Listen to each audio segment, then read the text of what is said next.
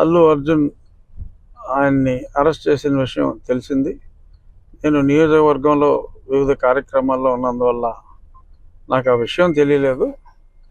అది చూసిన తర్వాత అరెస్ట్ చాలా బాధ అనిపించింది. ఇంతకంటే అన్యాయం ఇంకొకటి ఉండదు. ఎందుకంటే అతను నటుడు, అతను సినిమా నిర్మాత కాదు.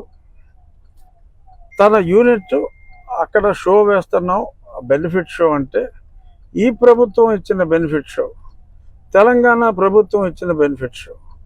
ఆ బెనిఫిట్ షోకి తన నిర్మాతలు తనని ఆహ్వానిస్తే అల్లు అర్జున్ని, అతను అక్కడికి వెళ్ళినప్పుడు సూపర్ స్టార్గా ప్రస్తుతం అల్లు అర్జున్ గత పుష్ప 1 తర్వాత పాన్ ఇండియా స్టార్ ప్రభాస్ లాగా అతను కూడా పాన్ ఇండియా సూపర్ స్టార్ అయ్యాడు. దానికి తగ్గట్టే ఫ్యాన్ బేస్ ఉంటుంది. మరి అటువంటి ఫ్యాన్ బేస్ ఉన్న వ్యక్తి అక్కడికి వెళ్తున్నప్పుడు యాక్సిడెంట్ ఈజ్ అన్ యాక్సిడెంట్. అది అందుకే యాక్సిడెంట్ అంటారు దాన్ని. So incident is different, accident is different. మరి అలాగా తొక్కిసలాట్లో అంటే అర్జున్ గురించో లేకపోతే సినిమా చూడటం గురించో వచ్చిన ఆ తొక్కిసలాట్లో ఒక వ్యక్తి మరణించడం చాలా బాధాకరం. సో దానికి కూడా వాళ్ళు స్పందించి ఇమీడియట్గా ఒక నష్టపరిహారం, ప్రాణం విలువ అపారం అయినప్పటికీ యాక్సిడెంట్లో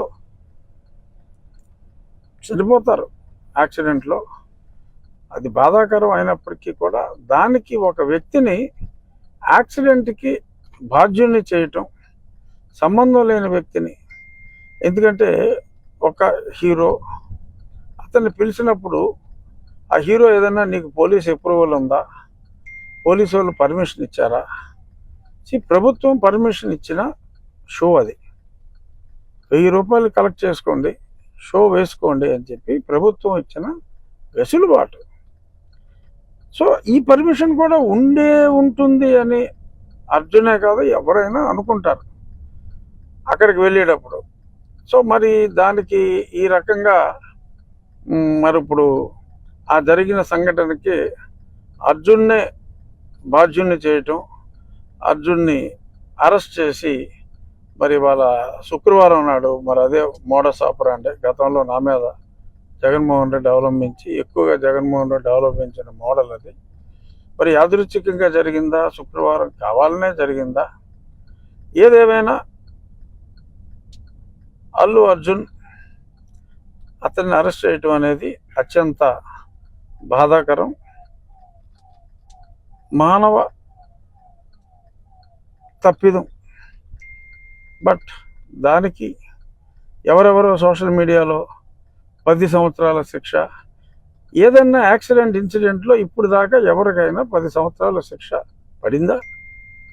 అంటే ఇప్పుడు పడుతుందని కాదు, డెఫినెట్గా నాన్ బెయిలబుల్ సెక్షన్లు పెట్టినా court can give the bail and I'm sure Arjun will get the bail. అందులో ఎటువంటి సందేహం అక్కర్లా, తప్పకుండా అతనికి బెయిల్ వస్తుంది. కానీ ఈ రకంగా మరి చేయటం అనేది, ఇంకా సినిమా స్టార్స్ అనేవాళ్ళు ప్రజల్లోకి రావటానికే భయపడే సిచ్యువేషన్ క్రియేట్ అవుతుందేమో అని నాకు అనిపిస్తుంది. ఇది డెఫినెట్గా రేవంత్ రెడ్డి గారి దృష్టికి వెళ్ళే మరి అరెస్ట్ జరిగిందా, ఆయనకి తెలియకుండా జరిగిందో నాకు తెలియదు. ఖచ్చితంగా అల్లు అర్జున్ని he must be released immediately. This is the demand of the public. తప్పు చేస్తే శిక్షించండి. ఆయన ఎవరైనా ఏదైనా హత్య చేస్తే శిక్షించవచ్చు, అంతేగాని ఒక యాక్సిడెంట్ జరిగితే ఆయన గురించే జనం అందరూ వచ్చారు, మీరిచ్చిన అనుమతి వలన ఆ సినిమా చూడటానికి వచ్చారని ఎందుకు అనుకోకూడదు? అలా అనుకుంటే బాధ్యులు ఇంకెవరో అవుతారు. సో దయచేసి my appeal to honourable chief minister of Telangana, దయచేసి ఈ కేసు నేను విన్నా, ఎవరైతే ఆ కంప్లైంట్ ఇచ్చారో ఆ కంప్లైంట్ ఇచ్చిన వ్యక్తి కూడా ఇది సమంజసం కాదు అని ఆ కంప్లైంట్ కూడా విత్డ్రా చేసుకోవటం జరిగిందని కూడా నేను చూశాను.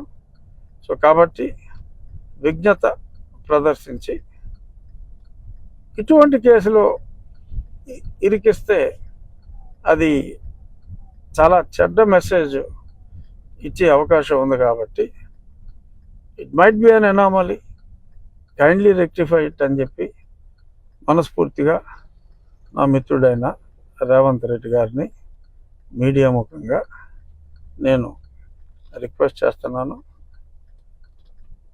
తప్పకుండా Allu Arjun will get bail immediately. అందులో ఎటువంటి సందేహం అవసరం లేదు. మరి అంత సూపర్ జూపర్ హిట్ ఏదో 1000 కోట్లు దాటిందంటున్నారు. నరఘోష అయి ఉండొచ్చు Arjun. Don't bother, he will come out clean. He will come out hopefully today itself or latest by tomorrow.